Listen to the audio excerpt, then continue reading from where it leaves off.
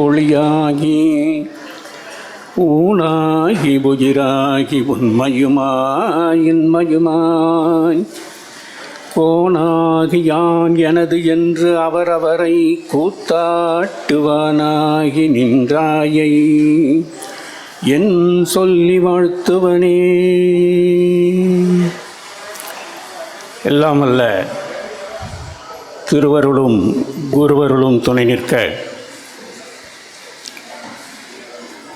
அறனருள் அமைப்பின் 21ஆம் ஆண்டு இந்த நிகழ்ச்சி தொடங்கிய நாள் தொட்டு ஒவ்வொரு ஆண்டும் சிறப்பாக நடந்து வருவதற்கு பின்னிருந்து எல்லா நிலையிலேயும் உதவி கொண்டிருக்கக்கூடிய நம்முடைய தருமபுர ஆதீனத்தினுடைய நட்சத்திர குருமணிகள் ஸ்ரீ மாசிலாமணி தேசிக ஞானசம்பந்த பரமாச்சாரிய சுவாமிகளினுடைய திருவடிகளை வணங்கி இந்த இரு பெருமக்களுக்கும் என்னுடைய வணக்கத்தை தெரிவித்துக் கொள்கிறேன். இந்த நிகழ்ச்சியிலே எனக்கு முன்பாக திருவாசகத்திலே நம்மையெல்லாம் திளைக்கச் செய்த பெரும் பேராசிரியர் பொற்கிழி கவிஞர் அவர்களே, அவருடைய உரையை கேட்டு நல்ல மகிழ்வோடு அமர்ந்திருக்கக்கூடிய சான்றோர் பெருமக்களே, சிவநேய செல்வர்களே, அருமை தாய்மார்களே, சிவநெறி தொண்டர்களே, உங்கள் அத்தனை பேருக்கும் என்னுடைய அன்பார்ந்த வணக்கத்தை தெரிவித்துக் கொள்கிறேன். திருவாசகத்தை படிக்கின்ற அளவுக்கு திருக்கோவையாரை படிப்பதில்லை, அது உண்மை. காரணம், திருவாசகத்தை படிச்சிட்டாலே போதும், அதுக்கு மேலே இன்னும் இதில் என்னத்தை படித்து தெரிஞ்சிக்க போகிறது? அதுவே இறைவனிடத்திலே நம்மை கொண்டு போய் சேர்க்கக்கூடிய நல்ல நூலாக அமைந்திருக்கிற போது ஏன் மீண்டும் திருக்கோவையாரை படிக்க வேண்டும் என்கிற எண்ணம் தோன்றியிருக்கும். ஆனால் அதில் ஒரு சிறப்பு என்ன என்று சொன்னால், நம்ம பேராசிரியர் அவர்கள் குறிப்பிட்டது போல பரம்பொருளாகிய சிவபெருமானே மாணிக்கவாசகரினுடைய வழியாக ஒரு கருத்தை உணர்த்த நினைத்தார். அந்த கருத்து என்ன என்று சொன்னால், மனித வாழ்வு சிறப்பதற்கு ஆன்மீகம் மிக அடிப்படையான ஒரு படிநிலை. அந்த அடிப்படையான படிநிலையிலே நம்மை ஏற்றுவதற்கு துணையாக இருப்பது இல்லறம்தான். இல்லறம் இல்லை என்று சொன்னால் ஆன்மீகத்தை நம்மால் அடைந்துவிட முடியாது. அப்போ இல்லறம் என்பது நமக்கு அவசியமானது. இல்லறம் அல்லது நல்லறம் அன்று என்று சொன்னார்கள். இப்போ இல்லற வாழ்வு என்பது வெறுத்து ஒதுக்கக்கூடிய வாழ்வு அல்ல, அது அனைவரும் விரும்பி ஏற்று வாழ வேண்டிய வாழ்வு என்கிற ஒரு கருத்தை வெறும் பக்தியோடு நாம் நின்றுவிட வேண்டாம். பக்தியோடு கூடவே உலகத்தையும் உலக வாழ்வையும் வாழ்ந்து அனுபவித்து இறைவனை அடைய வேண்டும் என்கின்ற கருத்தை சொல்வதற்காக மாணிக்கவாசகரை பெருமான் ஒரு கருவியாக பயன்படுத்தி கொண்டார். அதனால்தான் நம்முடைய தருமை குருமணி அவர்கள், அதாவது 26வது குருமகா சன்னிதானம் அவர்கள் ஒரு கருத்தை சொல்லுவார்கள். திருவாசகம் 8ஆம் திருமுறை அப்படின்னு பொதுவாக சொல்லுவாங்க. 8ஆம் திருமுறை எதிலே தொடங்குகிறது? 8ஆம் திருமுறையினுடைய தொடக்கம் என்ன?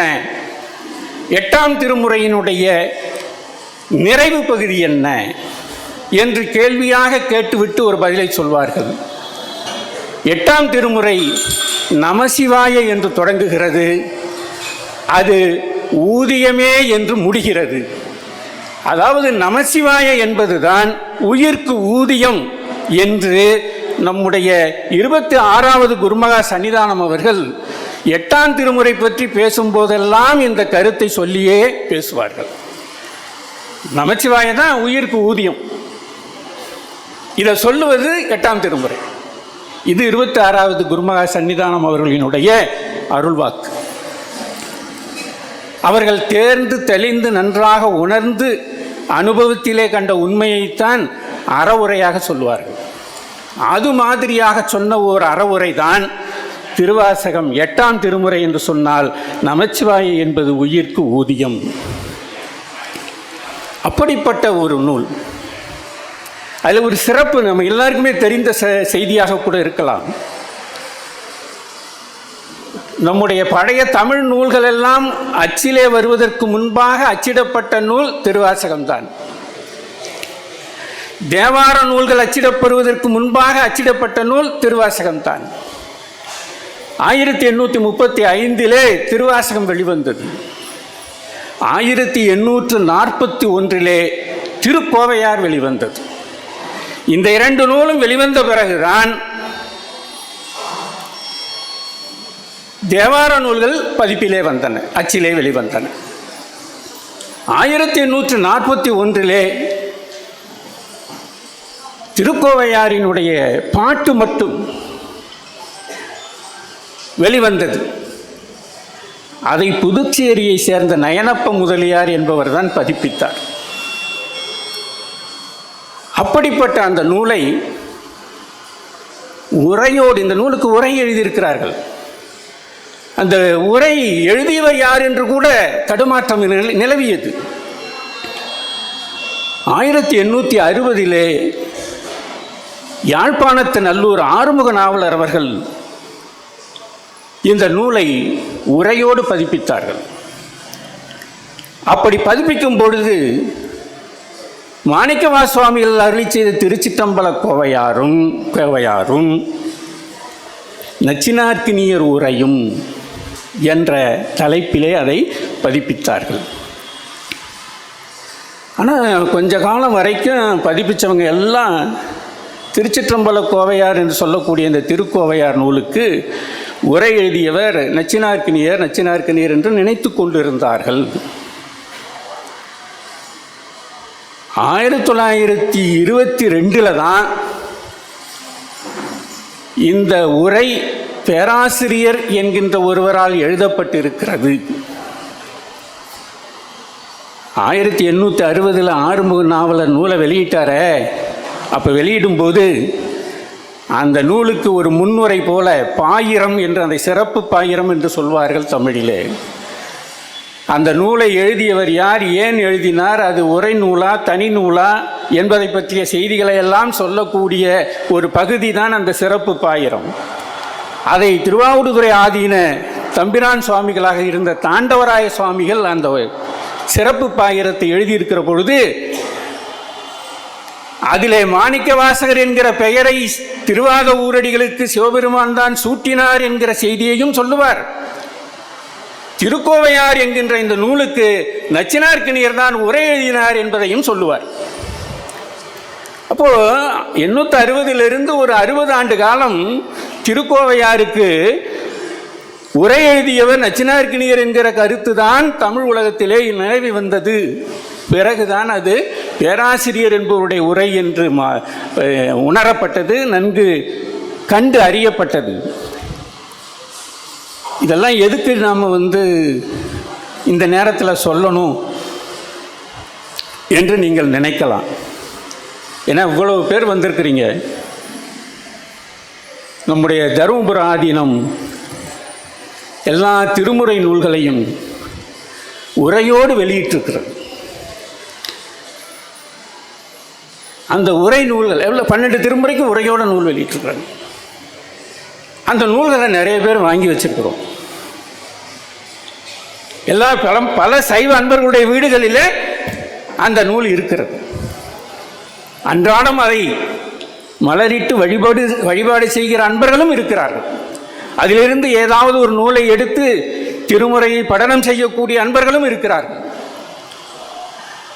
ஆனால் அந்த நூலிற்குள்ளே ஒரு ஆசி உரையாக தருமை குருமணி அவர்கள் எழுதியிருக்கக்கூடிய ஆசி உரையை எவ்வளவு பேர் படித்திருப்போம், அந்த நூல் எப்படியெல்லாம் பதிப்பிக்கப்பட்டது என்கிற வரலாற்றை அதிலே எழுதியிருக்கிறார்களே, அதை எத்தனை பேர் படித்திருப்போம்? நல்ல கால விரைவு விரைவு விரைவு விரைவு என்று விரைந்து போகக்கூடிய காலத்திலே அப்படி தேவைப்படுகிற போது அதை புரட்டி பார்த்து அந்த செய்தியை மட்டும் படிக்கக்கூடிய ஒரு படிப்பு முயற்சி இன்றைக்கு பெருகிவிட்ட காரணத்தினாலே அதில் இருக்கக்கூடிய தகவல்களை எல்லாம் படிக்கிறதில்லை. இந்த நான் சொன்ன தகவல்லாம் அதிலே இருக்குது. இதெல்லாம் தருமபுரம் ஆதீனம் வெளியிட்டிருக்கக்கூடிய திருக்கோவையார் நூலிலேயே இருக்கக்கூடிய செய்திகள் தானே தவிர புதிதாக நான் ஒன்றும் சொல்லவில்லை.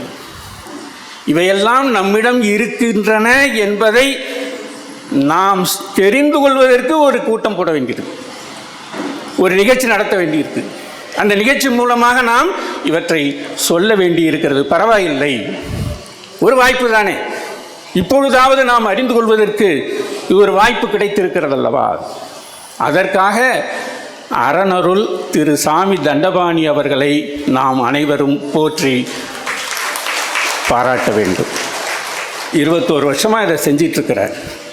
தெரிந்த செய்தியும் நமக்கு காதிலே வந்துவிடும், தெரியாத செய்திகளும் காதிலே வந்து விடுகின்றன. தெரிந்திருக்கும், மறந்து போயிருப்போம், அதை நினைவுபடுத்தக்கூடியதாகவும் இந்த நிகழ்ச்சி அமைகிறது. இப்படிப்பட்ட நல்ல நிகழ்வை நடத்தி கொண்டிருக்கக்கூடிய இந்த தருணத்திலே திருக்கோவையார், அதனுடைய உண்மையான பெயர் திருச்சிற்றம்பல கோவையார், அதை எல்லாரும் திருக்கோவையார் திருக்கோவையார் என்றே நாம் சொல்லி பழகிவிட்டோம். கோவைன்னா என்ன, சிற்றம்பலம்னா என்ன, அந்த ரெண்டையும் தெரிஞ்சுக்கிட்டு நூலுக்குள்ளே போயிடும். கோவை என்பது தமிழிலே தோன்றியிருக்கக்கூடிய சிற்றிலக்கிய நூல்கள் என்று சொல்லக்கூடிய நூல்களில் ஒன்று கோவை. நீங்கள் முன்பே நாம் 19 அல்லது 20ஆம் ஆண்டு என்று நினைக்கிறேன் அறனருள் விழாவிலே 11ஆம் திருமுறை குறித்து நான் பேசும்போது கூட இதை குறிப்பிட்டேன். 11ஆம் திருமுறையிலே 7 கோவை நூல்கள் இருக்கின்றன. மும்மணி கோவை நூல்கள் 7 நூல்கள் அந்த 11ஆம் திருமுறையிலே இருக்கின்றன என்கிற செய்தியை நான் உங்களிடத்திலே சொல்லி இருக்கிறேன். கோவை என்பது ஒரு சிற்றிலக்கியம், ஒரு பெரிய காப்பியம் போல இல்லாமல் மிக சுருங்கிய அளவிலே இருக்கக்கூடிய ஒரு இலக்கியம். அதில் 400 பாட்டு என்கிற ஒரு வரையறையோடு அமையக்கூடியது தான் அந்த சிற்றிலக்கியத்துடைய இலக்கணமாக இருந்தது. அது நாளடைவில் கொஞ்சம் கொஞ்சமாக ஒரு 30 பாட்டில் கூட கோவை பாடலாம், 40 பாட்டில் கூட கோவை பாடலாம் என்று அதனுடைய எல்லையை கொஞ்சம் கொஞ்சமாக சுருக்கி, ஆனால் அந்த இலக்கியத்தை வாழ வைத்து கொண்டே இருக்கிறார்கள். அந்த கோவை இலக்கியம் சொல்லக்கூடிய எல்லா செய்தியும் என்ன ஒரே செய்தி தான். என்ன அப்படின்னா, இல்லற வாழ்க்கை. இல்லற வாழ்க்கை மனிதர்களுக்குள் ஏற்படக்கூடிய ஆணுக்கும் பெண்ணுக்கும் ஏற்படக்கூடிய குடும்ப வாழ்க்கை. மனிதன் இறைவனை தலைவனாக நினைத்து தன்னை தலைவியாக கருதி பாடக்கூடிய அந்த நிலையிலேயும் அதே குடும்ப பொருண்மை. இதுதான் அந்த கோவை இலக்கியத்தினுடைய அடிப்படையாக அமையக்கூடிய. அப்படி அமையக்கூடிய அந்த இலக்கியத்திலே சிற்றம்பலம் என்று சொல்லக்கூடிய அந்த சொல்லுக்கு பொருள் என்ன என்று சொன்னால், சிற்றம்பலம் என்பது தில்லையை குறிக்கக்கூடியது. சிதம்பரத்திலே இருக்கக்கூடிய கூத்தப்பெருமானினுடைய சபையை குறிக்கக்கூடியது சிற்றம்பலம். அந்த சபைக்கு தலைவனாக இருக்கக்கூடிய நடராஜ பெருமானை மையமாக வைத்து ஒரு பெண்ணின் வாழ்விலும் ஆணின் வாழ்விலும் நகழக்கூடிய இல்லற நிகழ்வுகளை எல்லாம் கோவையாக வரிசைப்படுத்தி சொல்லுவது கோவை. திருச்சிற்றம்பல கோவையார்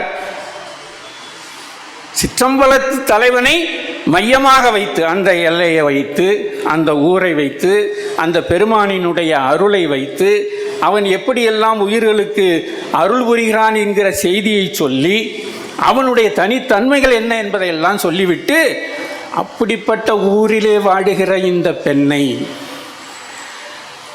அப்படிப்பட்ட ஊரை நோக்கி செல்லுகிற இந்த ஆணை என்று, அந்த ஒரு பெண்ணு ஆணு யாருன்னு தெரியாது, ஆனால் அந்த பெண்ணும் ஆணும் வாடுகிற வாழ்க்கைக்கு களமாக அமைந்து பின்புலமாக இருந்து உதவக்கூடியவர் சிவபெருமான்.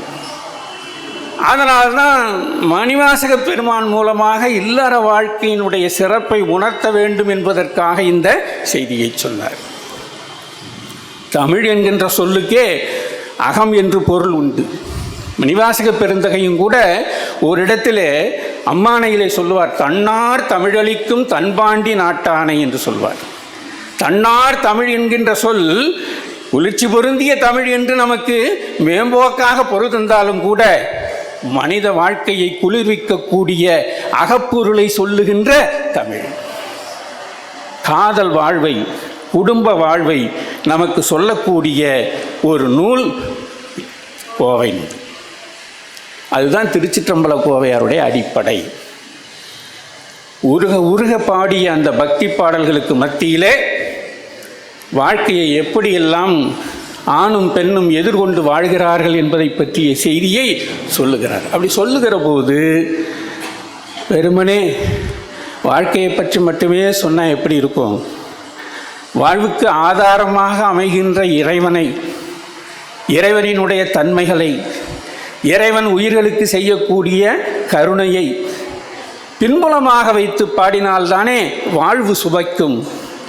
எனவே அவனை பற்றிய செய்திகளையும் அதன் ஊடாகவே சொல்லி மனித வாழ்வை பாடியிருக்கிறார் மாணிக்கவாசகர். அதனால்தான் இன்றைய உரைக்கு தலைப்பாக நான் கொடுத்தது, அதுவும் திருக்கோவையாரிலே இடம்பெற்றக்கூடிய தொடர்தான், அறிவன் நூற் பொருளும் உலக நூல் வழக்கும். அறிவன் நூற் பொருளும் உலக நூல் வழக்கும். இதை யார் இந்த தொடரை திருக்கோவையாரிலே எழுதியிருக்கிறார்கள் என்றால் இது மாணிக்கவாசகருடைய தொடர் அல்ல. இந்த திருச்சிற்றம்பல கோவையாருக்கு உரை எழுதினாரே பேராசிரியர் என்ற ஒருவர், அவர் எழுதுகிறார் இந்த மாதிரி.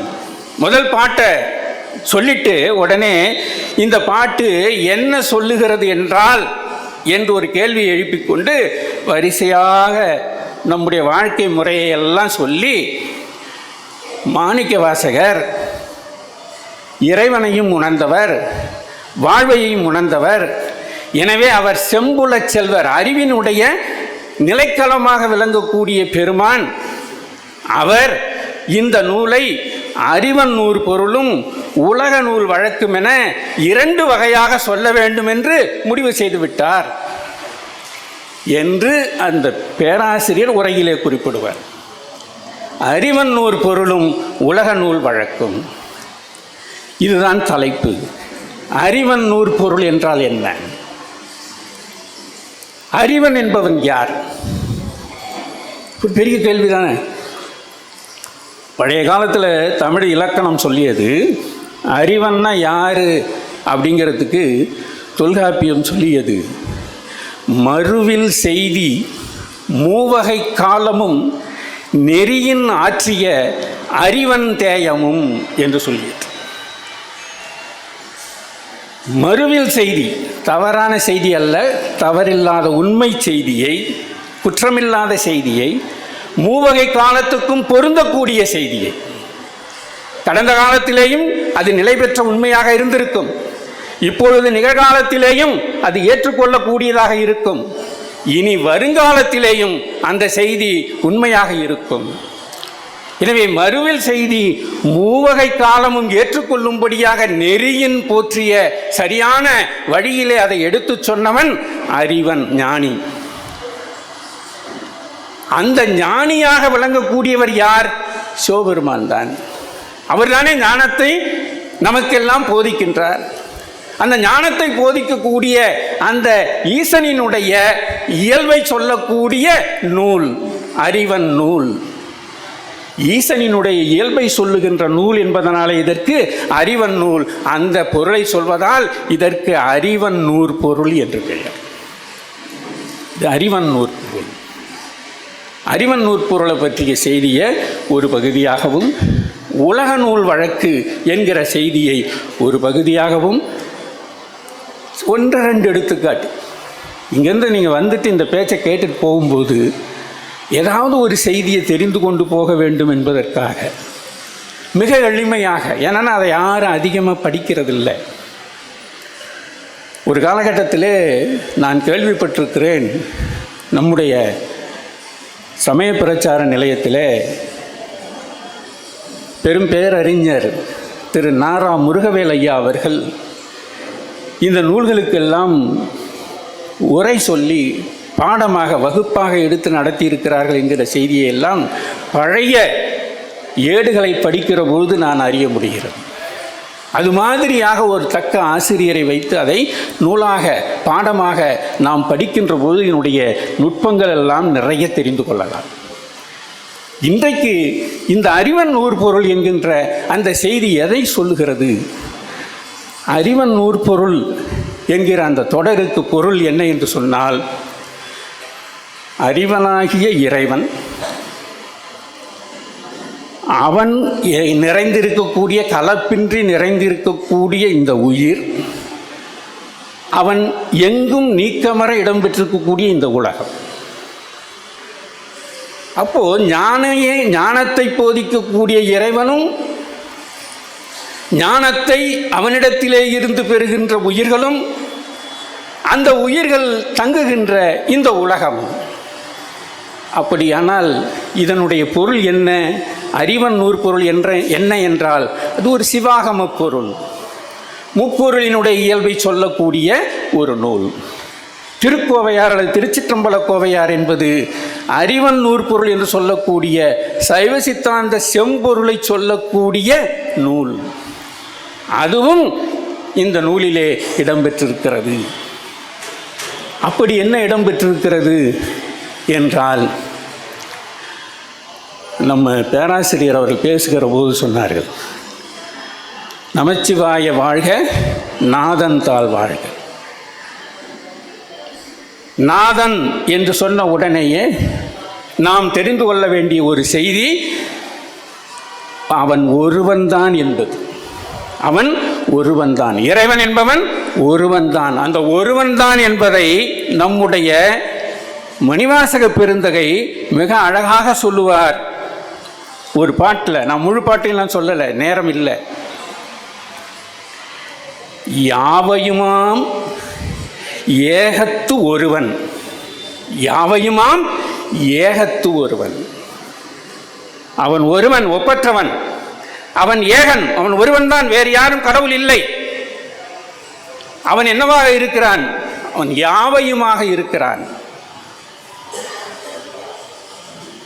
நிலம், நீர், நெருப்பு, உயிர், நீள் விசும்பு, நிலாப்பகலோன், புலனாயம் ஐந்தரோடு என் வகையாய் புணர்ந்து நின்றான். உலகு ஏழென திசை பத்தென தான் ஒருவனுமே பலவாகி நின்றவா தோல் நோக்கமாடாமோ என்பது ஒரு செய்யுள், திருவாசக செய்யுள். அதில் என்ன சொல்லுகிறார்? தான் ஒருவனுமே பலவாகி நின்றவா. அவனுக்கு 8 உரு உண்டு, அட்டமூர்த்தி. ஆனாலும் அந்த அட்டமூர்த்திக்குள்ளேயே அவன் அடங்கி விடுகிறான் என்று பொருள் அல்ல. அவன் எல்லா பொருள்களிலேயும் நீக்கமற நிறைந்திருக்கிறான். அப்போ இறைவனை ஒரு காதல் நூல் எப்படி சொல்லுகிறது? காதலை பற்றி எழுதப்பட்ட நூல் சொல்லுகிறது, யாவையுமாம் ஏகத்து ஒருவன். அவன் ஒருவன் தான் இறைவன் என்கின்ற செய்தியை சொல்லுகிறது. அதற்கு மேலே அந்த அறிவன் நூற்பொருள் நமக்கு உணர்த்தக்கூடிய இன்னும் ஒரு உதாரணம். அது சொல்லிட்டு உடனே நம்ம உலக வழக்குக்கு போயிடணும், ஏன்னா நேரம் ஆயிற்று. இறைவன் நமக்கு என்ன வகையிலே உதவுகிறான்? முதல்ல அவன் நம்மகிட்ட இருக்கிறாங்கிறதையாவது நாம் தெரிஞ்சுக்கணும்ல. இறைவன் நம்மிடத்தில் இருக்கிறான் என்பதை தெரிந்து கொள்ளணும். மாணிக்கவாசகர் எத்தனையோ இடங்கள் நிறைய தடவை சொல்லிட்டார். அவர் திருக்கூத்து நிகழ்த்திய வண்ணம் இருக்கிறார். எங்கே நிகழ்த்துகிறார்? தில்லை மூதூர் ஆடிய திருவடி பல்லுயிரெல்லாம் பரந்தனாய். எந்த உயிராவது ஒரு உயிரை விட்டுட்டு அவர் கூத்து நிகழ்த்துறாரா? எல்லா உயிர்லேயும் அவர் இருக்கிறார். எல்லா உயிரிலேயும் அந்த கூத்து நிகழ்ந்து கொண்டிருக்கிறார். இப்படி எல்லா உயிரிலேயும் கூத்து நிகழ்ந்து கொண்டிருக்கிறது, பெருமான் உறைந்திருக்கிறான் என்கின்ற செய்தியை உயிர் உணர வேண்டுமல்லவா? அப்போ உயிர் உணர்ந்தால்தான் உயிர் என்ன தெரியும், தன்னை பற்றி என்ன பிடிச்சிருக்குங்கிறது தனக்கு தெரியும்.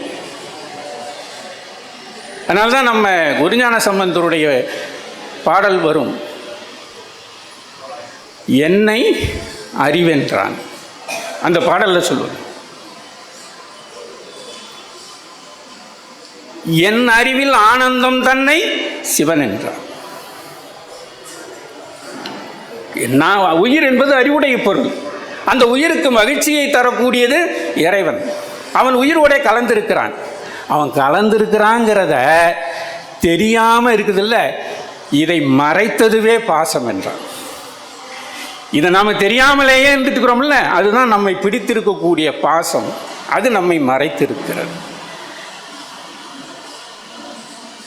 என்னை அறிவென்றான், என் அறிவில் தன் ஆனந்தம் தன்னை சிவம் என்றான். இதை பாரா மறைத்ததுவே பாசம் என்றான். இம்மூன்றும் ஆராய்ந்தவர் முத்தாராம். இது குருஞான சம்பந்தருடைய பாடல். இப்போ பாசம் நம்மை பிடித்திருக்கிறது என்பதை முதல்ல என்ன சொல்லுவோம், இறைவன் நம்முள் இருக்கிறான் என்பதை உணர்ந்து அவனை நாம் அடைவதற்கு தடையாக பாசம் இருக்கிறது என்பதை நாம் அறிந்தால் உடனடியாக அவனிடத்திலே விண்ணப்பிக்கலாம். அப்படி விண்ணப்பித்தால் அவன் என்ன செய்வான், பாச தலையறுத்து ஆண்டு கொண்டோன் தில்லை அம்பலம் சூழ் தேசத்தன. பாச தலையறுத்து ஆண்டு கொண்டோன். அந்த இறைவன் என்ன செய்வானாம், நம்முடைய கட்டுகளை எல்லாம் நம்மிடத்திலே இருந்து பிடுங்கி எறிந்து நம்மை ஆட்கொள்வான். இதை சொல்வது திருக்கோவை. அறிவன் நூற்பொருள். இது அறிவன் நூற்பொருள். அதற்கு மேலாக இறைவன்தான் எல்லா உயிர்களுக்கும் புகலிடமாக இருக்கிறான். உயிர்கள் போய் ஒடுங்கக்கூடிய இடம் எது? உயிர்கள். எல்லாரும் சீக்கிரமாக ஒரே நேரத்தில் போய் ஒடுங்கிவிட முடிகிறதா என்றால் இல்லை, இல்லை. பல பிறவிகள் எடுக்க வேண்டியிருக்கிறது. ஆனாலும் அவன் உயிர்கள் புகுவதற்கு உதவுகின்றான். யாருக்கு? திருக்கோவையார் சொல்லுகிறது, பற்றற்றவர்க்கு புகழோன். பற்றற்றவர்க்கு புகழோன். அங்குக்குள்ள போயிடலாம். யாரெல்லாம் உலக பற்றுகளை விட்டு மெய்மையை விரும்பி மெய்ஞானத்தை சேர வேண்டும் என்கிற உணர்விலே உந்துதல் பெறுகிறார்களோ அவர்களெல்லாம் பற்றற்றவர்களாக இருக்கிறார்கள். ஏன்னா அவங்களுக்கு மெய்ஞானத்தின் மீது நாட்டம் வந்த பிற்பாடு உலகியலின் மீது பற்று படிப்படியாக குறைந்து விடுகிறது. அப்படி பற்றற்றவர்க்கு புகழோன், புகலிடமாக விளங்கக்கூடியவன். அங்கே போயிட்டா திரும்பி வரலாமா? இல்லை, வர வேண்டாம். அதையும் சொல்லுகிறது. புகுனர்க்கு போக்கரியோன். அப்படி புகுகின்றவர்களுக்கு அவங்க திரும்பி போக முடியாதபடி தன்னோடையே வைத்து கொள்ளக்கூடியவன் அவன். பற்றற்றவர்க்கு புகழோன், புகுனர்க்கு போக்கரியோன்,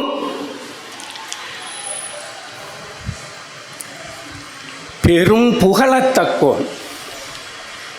பெருமையாக அவனை பற்றி பேசுவதற்கு உரிய தகுதி படைத்தவன். 3 செய்தியை சொன்னார். பற்றற்றவர்க்கு புகழோன், புகுனர்க்கு போக்கரியோன், பெரும் புகழத்தகுவோன். அவனை புகழ்ந்து பேசுவதற்குரிய அத்துணை தகுதிகளும் அவனிடத்திலே இருக்கிறது.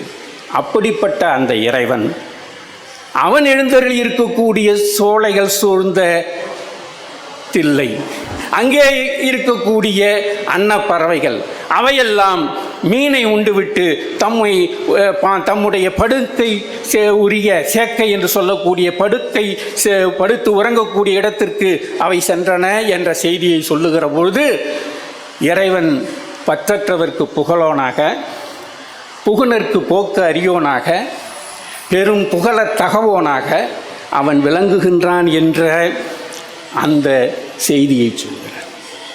இதெல்லாம் திருக்கோவையாரில் இருக்குது. இதெல்லாம் எதில் இருக்குது? காதல் பாட்டு பாடிய 400 பாட்டும் காதல் வாழ்க்கையை சொல்லக்கூடிய பாட்டு. அந்த பாட்டில் இதெல்லாம் இருக்குது. அதை விட இன்னொரு அற்புதமான ஒரு பாட்டிலே சொல்லுவார்,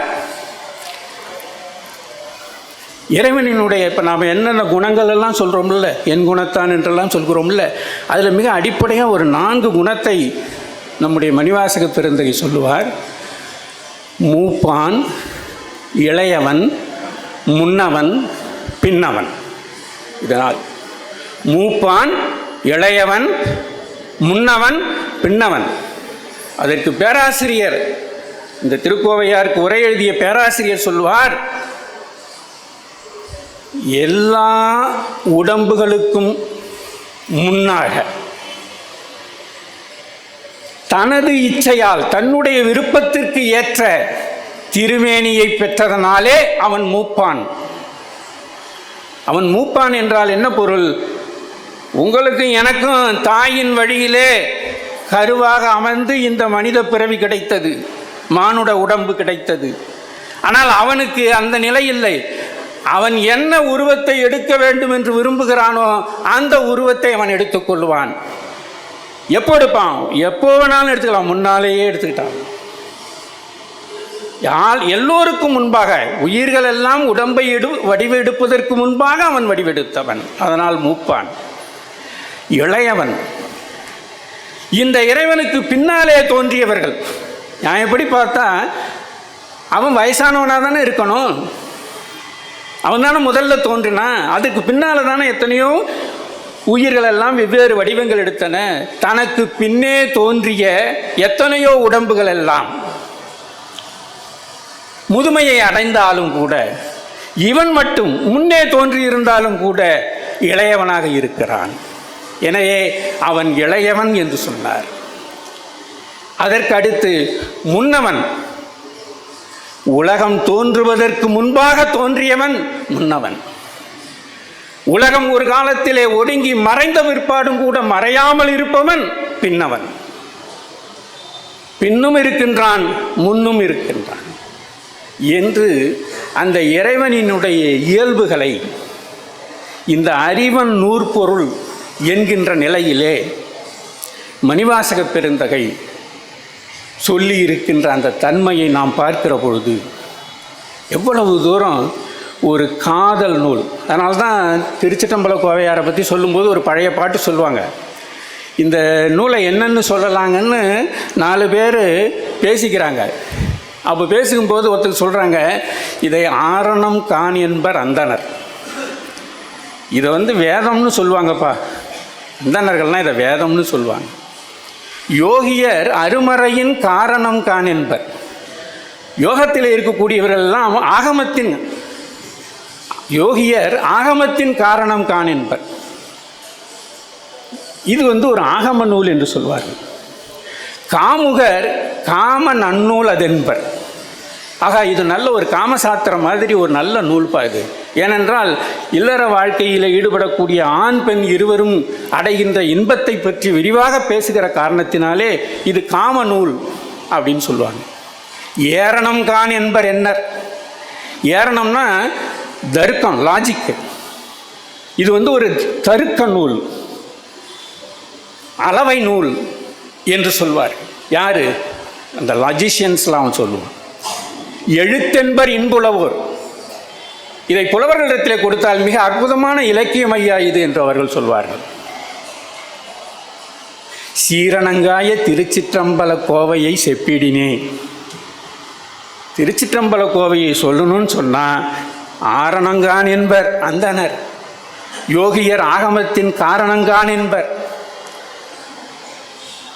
காமுகர் காம நன்னூல் அதென்பர், ஏரணம் கான் என்பர் என்னர், எழுத்தென்பர் இன்புலவோர்.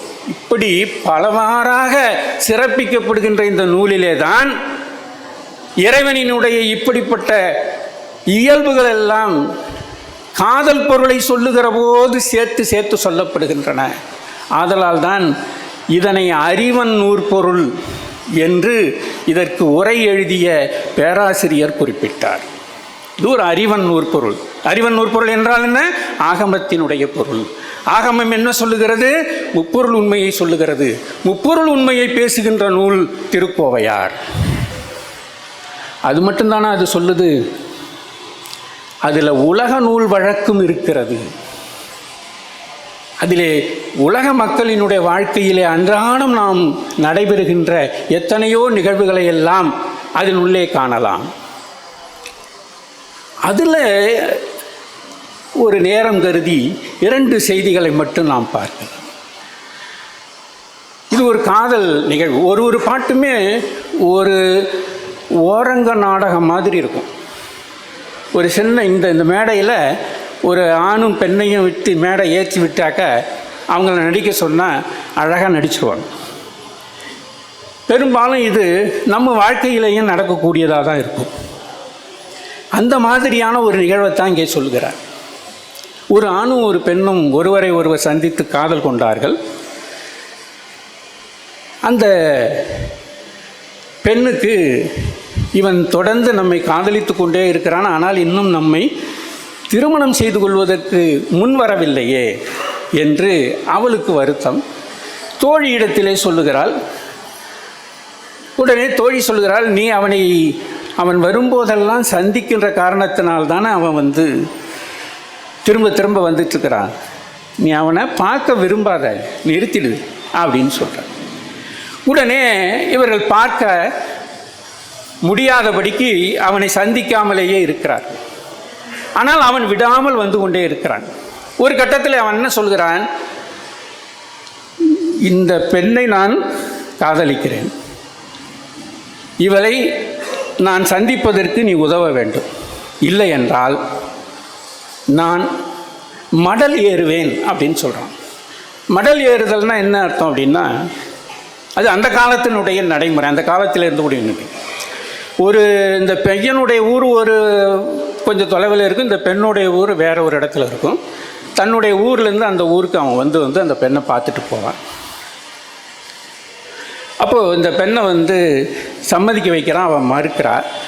அவன் என்ன சொல்கிறான்னா, நான் பனம் மட்டைகள் இருக்குல்ல, அந்த மட்டைகளை எல்லாம் வெட்டி ஒரு சின்னதாக இந்த குழந்தைங்கள்லாம் 3 சக்கர வண்டி இழுத்துட்டு போகும் பாருங்கள், நடவண்டி மாதிரி ஒரு சின்னதாக ஒரு வண்டி கட்டி அந்த பணம் மட்டைகளை சுற்றி அடுக்கிக்கிட்டு யாரையா இந்த பெண்ணினுடைய, நான் காதலித்த இந்த பெண்ணினுடைய உருவத்தை ஒரு திரைச்சீலையில் அழகாக வரைந்து கையில் பிடித்து கொண்டு ஒருவனை விட்டு இழுத்துக்கிட்டே போக சொல்லுவேன். எங்கன்னா உங்கள் ஊரில் தான், உங்கள் ஊரில் இந்த தலைவி இருக்கக்கூடிய அந்த தெருவில், இன்னும் பக்கத்து தெருவில் எல்லா இடத்துலையும் நான் எடுத்துகிட்டு போவேன். இப்படி நான் மடல் ஏறுவேன் என்று அந்த தலைவன் சொல்லுகிறான். அப்போது அந்த தோழி அதை மறுக்கிறார். வேண்டாம்ப்பா, செய்யாத. ஏன் இவன் மடல் ஏறுறான், ஏன் ஏறணும் அப்படின்னு சொன்னால், ரொம்ப அடிப்படையான உலக வாழ்க்கையினுடைய அடிப்படையான உண்மை இதுதான். என்னென்னா, அந்த வீட்டில் திருமணத்துக்கு பொண்ணு தயாராக இருக்குது. அவங்க என்ன பண்ணுவாங்க, மாப்பிள்ளை யார் என்ன அப்படிங்கிறதெல்லாம் விசாரித்து மாப்பிள்ளை தேடுவதற்கான முயற்சியெல்லாம் செஞ்சிட்ருப்பாங்க. இவன் அந்த நேரம் பார்த்து இந்த பெண்ணுடைய உருவத்தை ஒரு ஓவியமாக தீட்டிக்கிட்டு இப்படியே அந்த தெருவில் பணமட்டையில் மேலே உட்காந்துக்கிட்டு போனான்னா, இந்த பெண்ணுக்கும் இவனுக்குமான தொடர்பு எல்லாருக்கும் தெரிஞ்சிடும். அது ஒன்று. தனக்கும் இந்த பெண்ணுக்கும் காதல் இருக்கிறது என்பது உலகத்துக்கு தெரியும். ரெண்டாவது ரொம்ப நுட்பமானது என்னென்னா, இப்போ இந்த மாதிரி ஒரு நிகழ்ச்சியை பார்க்கவோ அல்லது கேள்விப்படக்கூடிய பிற ஆண் மக்கள் யாரும் இந்த பெண்ணு கேட்டு வராதிங்க, இந்த பெண்ணை கேட்டு வராதிங்கன்னு அவங்களுக்கு ஒரு தகவல். இதற்காகத்தான் மடல் ஏறுவார்கள். இது ஒரு இலக்கிய மரபு. இந்த இலக்கிய மரபை நான் மடல் ஏறுவேன்னு சொன்னபோது அந்த தோழி சொல்கிறார். அதில் தான் நமக்கு தெரிந்து கொள்ளக்கூடிய நுட்பமான செய்தி இருக்கிறது. அந்த தோழி சொல்கிறார், ஏன்பா நீ இந்த மாதிரி மடல் ஏறுறதுக்காக பனைமரத்து மேலே ஏறி மட்டைகளெல்லாம் வெட்டி வெட்டி போடுறிய, அந்த பனைமரத்தில் அஞ்சில் பறவை இருக்கு. அது தன்னுடைய மனைவியோடு இருக்கும். அது அப்பொழுது தான் 2 பேரும் சேர்ந்து அங்கே முட்டையிட்டு இருக்கிறார். அந்த முட்டை அங்கே அந்த பனை மட்டைகளுக்கு நடுவிலே இருக்கும். நீ இதையெல்லாம் போய் வெட்டினா அந்த ஆண் பறவை, அந்த பெண் பறவை, அவை ஈன்றிருக்கக்கூடிய அந்த முட்டை இதெல்லாம் அழிஞ்சு போகுமே, அவங்களுடைய வாழ்க்கை அந்த இடத்திலே வீணாகி விடுமே. அது மாதிரி ஒரு உயிரினுடைய துன்பத்தை கண்டு இரக்கப்படாதவனா நீதான் அருளுடையவனாயிற்று. எனவே மடல் ஏறாதே என்று சொல்லலை, வாயை திறந்து சொல்லலை. ஆனால் அவன் என்ன சொல்லறா, நீ ரொம்ப அருளுடையவன் அல்லவா, நீ மடலேற வேண்டும் என்றால் பனைமரத்தினுடைய மட்டைகளை வெட்ட வேண்டும். அங்கே குடியிருக்கக்கூடிய அன்றில் பறவைகளினுடைய துணையோடு வசிக்கக்கூடிய அன்றில் பறவையை எல்லாம் அந்த இடத்திலே இருந்து துரத்த வேண்டும். அதற்கு மேலாக அந்த அன்றில் குஞ்சு பொரிக்க தயாராக இருக்கக்கூடிய அந்த முட்டைகளை அழிக்க வேண்டும். இப்படி தான் அழிக்கணுமா? இப்படி அழித்து தானா நீ உன்னுடைய காதலை நிரூபிக்கணும் என்று அந்த பெண் கேட்கிறாள் பாருங்க. அப்போ கேட்கிற பொழுது ஒரு பெண்ணினுடைய இயல்பு எந்த வகையிலேயும் அவளுடைய உறுதித்தன்மை, கற்பு நிலை பாதிக்கப்பட்டு விடக்கூடாது என்கின்ற தோழியினுடைய எண்ணம் எவ்வளவு அற்புதமான சிந்தனை! இவன் செய்கிறதுனால இந்த பெண்ணுக்கு பாதிப்பு வந்துடுமே, ஐயோ அது வரக்கூடாது என்று தடுக்கிறாளே. அப்படி அவர் தடுக்கிற பொழுது கூட அதெல்லாம் செய்யக்கூடாதுன்னு சொல்லலை. அந்த தலைவனிடத்தில் இருக்கக்கூடிய இரக்கத்தன்மையை சுட்டி காட்டி ரொம்ப புத்தி சாதுரியமாக சொல்கிறா, ஐயோ உன்னுடைய அருளுக்கு அது ஏற்றதா, நீ அருளுடையவன் அல்லவா, நீ அதை செய்யலாமா என்று சொல்கிற பொழுது அவன் உடனடியாக தவிர்த்து விடுகிறான். ஏண்டா முட்டாளே என்று சொல்லுவதற்கு பதிலாக என்னப்பா புத்திசாலித்தனம் இல்லாமல் செஞ்சிட்டியே என்று சொன்னால் எப்படி இருக்குமோ, அதுபோல நீ அருளுடையவன் அல்லவா, அவங்களே அருள் இல்லாதவன் தான், அதனால தானே வெட்ட போனான்.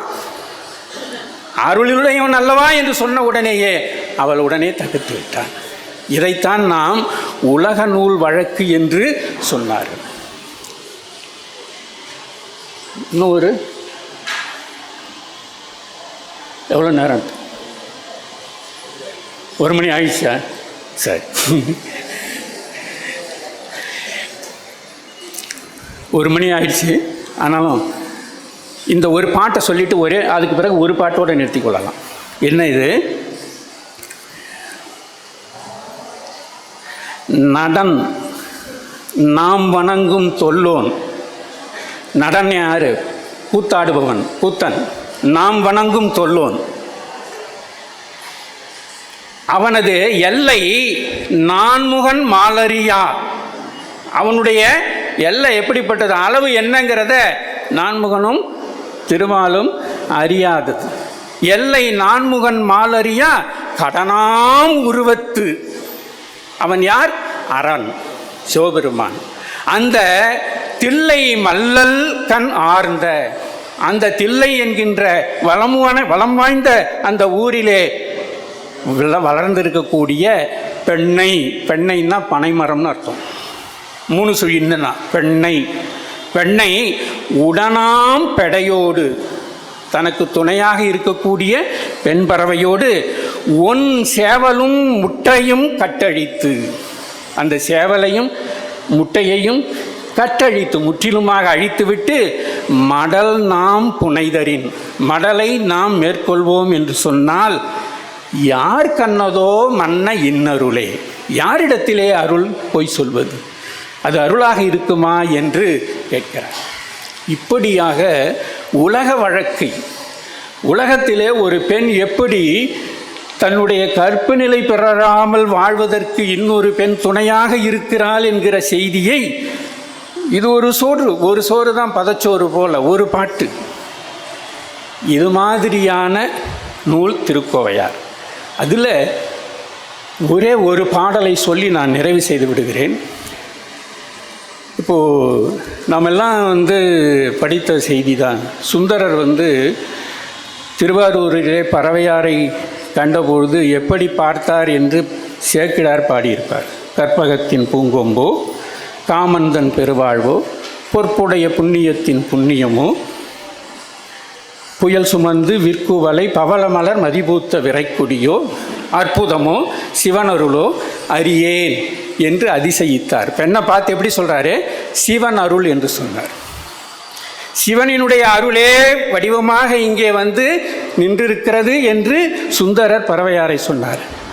அதே போலத்தான் திருக்கோவையாரில் இந்த தலைவன், இந்த தலைவியினுடைய கண் எப்படி இருக்குங்கிறத புகழ்ந்து பாடுகிறார். அந்த ஒரு பாட்டை நாம் நினைவில் கொண்டாலே போதும், திருக்கோவையார் எந்த அளவுக்கு நமக்கு உலக நூல் வழக்கையும் அறிவன் நூற் பொருளையும் சேர்த்து தருது என்பதை தெரிந்து கொள்ளலாம். இந்த கண், தலைவியினுடைய கண் வந்து அகன்ற கண். அதற்கு பிறகு அதன் உள்ளே இருக்கக்கூடிய கருவழி இருக்கிறதல்லவா, அது நல்ல கருமையாக இருக்கிறது, கருமை நிறமுடையது. அந்த கண்ணுக்கு நல்ல ஒளி உண்டு. அது பார்க்கும்போதே ஒரு தீட்சண்யம் தெரியுது. அந்த கண்ணை பார்த்தாலே திரும்பவும் அந்த கண்ணை பார்க்கணும் அப்படின்பது போல ஒரு எண்ணத்தை ஏற்படுத்தக்கூடிய ஒளிச்சிறப்புடைய கண் அது. அந்த ஒளி உடையது அந்த கண். அப்புறம் அந்த கண் வந்து செவ்வரி ஓடி அல்ல, தூங்காமல் கண் விழித்தால் சிவந்து போகக்கூடியது, அப்படியெல்லாம் அல்ல, நல்ல வெண்மையாக இருக்கிறது. அந்த கண்ணினுடைய வெண்மையாக இருக்கிறது. அது அகன்று இருக்கிறது, கரிய நிறமுடையதாக இருக்கிறது, அது ஒளிவுடையதாக இருக்கிறது. அதற்கு மேலாக அது வெண்மை கலந்ததாக இருக்கிறது.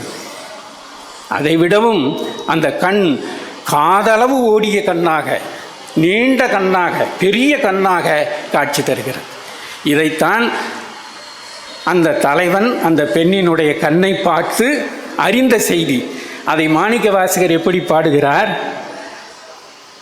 ஈசற்கு யான் வைத்த அன்பின் அகன்று. கடவுள் மேலே நான் வச்சேன் பாருங்க அன்பு, அந்த அன்பு மாதிரி அகன்று. எவ்வளோ அன்புங்க, அது ரொம்ப அகலமான அன்பு. ஈசற்கு யான் வைத்த அன்பின் அகன்று, அவன் வாங்கிய என் பாசத்தின் கார் என்று. என்னிடத்துல பாசம் இருக்குல்ல, தலை இருக்கிறதல்லவா, அழுக்கு இருக்கிறதல்லவா, அது கருமை, அது பல பிறவிகளிலே என்னும் உயிரோடு படிந்து படிந்து மிக கரும் நிறையமுடையதாக மாறிவிட்டது. எனவே அவன் வாங்கிய என் பாசத்தின் கார் என்று என்ன சொல்லிட்டாரு மாணிக்கவாசகர்? என்கிட்ட இருந்த பாசத்தை எல்லாம் எடுத்துட்டான் அப்படின்ற. இடத்துல என்னை பிடித்திருந்த பாசத்தை, மலக்கட்டுகளை எல்லாம் அவன் நீக்கிவிட்டான் என்கின்ற கருத்தையும் சொல்லிவிடுகிறார். ஈசற்கு யான் வைத்த அன்பின் அகன்று, அவன் வாங்கிய என் பாசத்தின் கார் என்று, அவன் தில்லையின் ஒளி போன்று. அவன் எழுந்தருள் புரிகின்ற அந்த தில்லை எப்பேடம்பலம் எப்படி எல்லா காலத்திலேயும் ஒளிவுடையதாக இருக்கிறதோ அதுபோல இந்த கண்ணும் ஒளிவுடையதாக இருக்கிறது, தில்லையின் ஒளி போன்று. அவன் தோல் பூசு அத்திருநீரென வெளுத்து, அவன் தோலிலே பூசிக்கொண்டிருக்கிறானே திருநீர், அது மாதிரி அந்த கண்ணு வெளுத்திருக்கிறது. அதற்கு மேலாக அவளுடைய கண்ணு பெரிய கண்ணுன்னு சொன்னான்ல, அது எப்படி இருக்கான்? அவன் பூங்கடல் யாம் பேசு அத்திரு வார்த்தையின் பெருநீளம் பெருங்கண்களை. நான் அந்த பெருமானினுடைய திருவடிகளை எல்லாம் புகழ்ந்து பலவாக பேசுகின்றேனே, அந்த பேசக்கூடிய வார்த்தைகளெல்லாம் எவ்வளவு நீளமோ அவ்வளவு நீளம் அந்த கண். நீளம்னா நீட்டு, லெங்க், பெருசு, காதளவு ஓடிய கண் என்று அதை சொல்வார். இப்போது ஒரு பெண்ணுடைய கண்ணை பாடுறதுக்கு பாட்டு, ஒரு கண்ணு தான், கண்ணுக்கு ஒரு பாட்டு. அந்த கண்ணுக்கு ஒரு பாட்டை எழுதுகிற போது அதிலே கடவுளினுடைய இயல்பையெல்லாம் கொண்டு வந்து காட்டி மிக சிறப்பாக இறைவனுக்கும் தனக்குமான உறவையும் அங்கே வெளிப்படுத்தி, எப்படி ஈசற்கு யான் வைத்த அன்பின் அகன்று. சொல்கிறவன் யார்? தலைவன். தலைவன் கூற்றாக யார் சொல்லுகிறது? மணிவாசகர் சொல்லுகிறார். கடவுளிடத்திலே நான் வைத்த அன்பு போல் அகன்றது. கடவுள் என்னுடைய பாசத்தை எல்லாம், கருமையான என்னுடைய பாசத்தெல்லாம் வாங்கினால அந்த பாசம் எப்படி கருப்பாக இருக்குமோ அது மாதிரி அந்த கண்ணு கருப்பாக இருக்கும். அவன் வாங்கிய பாசத்தின் கார் என்று, அவன் தில்லையின் ஒளி போன்று. அவன் தோல் பூசு அத்திருநீரென வெளுத்து, அது வெண்மையாக இருக்கிறது. அதற்கு மேலாக அவன் பூங்கடல் யாம் பேசு அத்திரு வார்த்தையின் பெருநீளம் அது மாதிரி பெருங்கண் என்று சொல்லுகிற போது ஒரு காதல் பாடலிலே பெண்ணை வர்ணித்து அவருடைய கண்ணை வர்ணித்து பாடக்கூடிய பாடலிலேயும் கூட கடவுளினுடைய இயல்பை சுட்டி காட்டக்கூடிய நூலாக திருக்கோவையார் திகழ்கிறது. ஆதலால் தான் நம்முடைய குமரகுருபர சுவாமிகள் ஐந்தினை உறுப்பின் நாற்பொருள் பயக்கும் காமம் சான்ற ஞானப் பணுவல் என்று இதற்கு பெயரிட்டார். ஐந்தினை உறுப்பின் நாற்பொருள் பயக்கும் காமம் சான்ற ஞானப் பணுவல், காமத்தையும் ஞானத்தையும் ஒன்றாக நமக்கு கொடுக்கக்கூடிய சிறந்த நூல் திருச்சிற்றம்பல கோவையார். இதை இருந்து செவிமடுத்த அத்தனை பேருக்கும் நன்றி, வணக்கம்.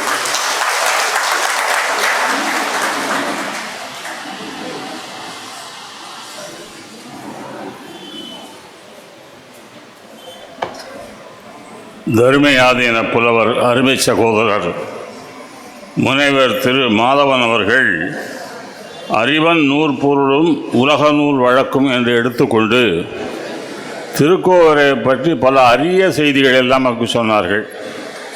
எல்லாரும் திருவாசக முற்றோதல் பண்ணி ஒவ்வொரு வரியும் உங்களுக்கு எல்லாம் பணப்பாடமாக இருக்குது.